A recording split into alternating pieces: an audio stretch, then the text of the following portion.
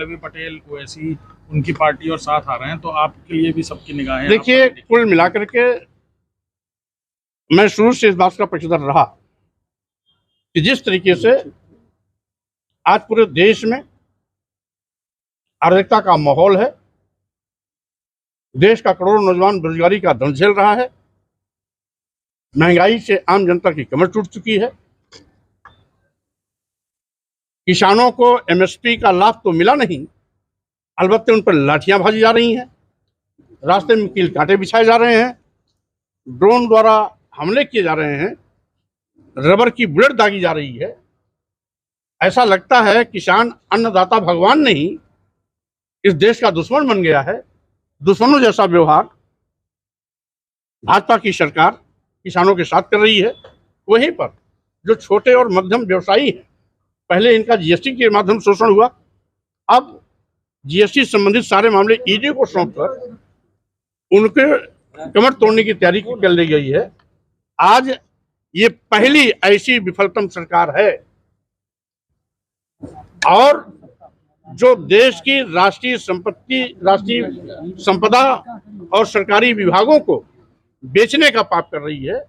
पहले की केंद्र की सरकारें निजी क्षेत्रों का राष्ट्रीयकरण करती थी, जिससे कि नौजवानों के लिए रोजगार के रास्ते खुलते थे। आज ये पहली ऐसी असफलतम सरकार है जो देश की सरकारी विभागों को बेच रही है।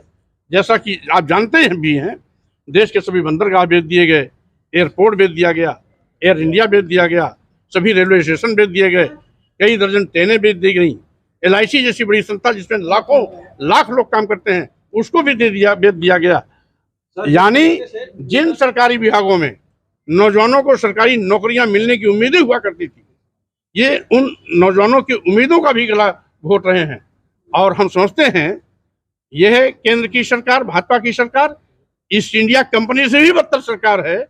ईस्ट इंडिया कंपनी तो भारत को लूटती थी, तो अपने देश में जाकर के इंग्लैंड में पैसा जमा करती थी, लेकिन ये तो पूरे देश को लूट कर केवल अदानी और अंबानी की तिजोरी भरने में लगे हुए हैं। तो स्वाभाविक रूप से इस सरकार की जवाबदेही देश की जनता के प्रति नहीं, अदानी और अंबानी के प्रति है। और यही कारण है कि सारी की सारी देश को लूट का माल अदानी और अंबानी के हवाले किया जा रहा है। शासन सत्ता को लेकर आपके द्वारा एक ट्वीट की गई है, उसको लेकर क्या बताएंगे? और कहा यह जा रहा है कि स्वामी प्रसाद मौर्य अपने खुद पार्टी के 2 प्रत्याशियों को, जिसमें खुद भी आप शामिल हैं, उसी स्वाभाविक रूप से मैं इंडिया अलायंस का सहयोगी था, आज भी हूँ, आगे भी रहूंगा, क्योंकि हमारा मकसद है कि जिस तरीके से आज संवैधानिक मान्यताओं को खत्म किया जा रहा है, अनुसूचित जाति, अनुसूचित जनजाति, पिछड़ों का आरक्षण शून्य निष्प्रभावी किया जा रहा है, लोकतंत्र को कुचला जा रहा है, लोकतंत्र को खत्म करने के लिए विपक्षी पार्टी के नेताओं के खिलाफ ईडी, सीबीआई, इनकम टैक्स का दुरुपयोग किया जा रहा है। कई दर्जन नेताओं को बिना अपराध तय हुए जेल छूट दिया गया है। 2 मुख्यमंत्रियों को भी उसका शिकार होना पड़ा है। अभी हेमंत सोरेन जी और केजरीवाल जी इसके ताजे उदाहरण हैं।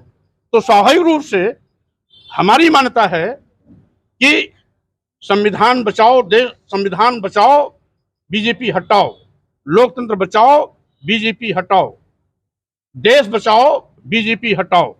इसलिए हम इंडिया अलायंस को सशक्त बनाने की दिशा में पहले भी काम कर रहे थे, आज भी कर रहे हैं।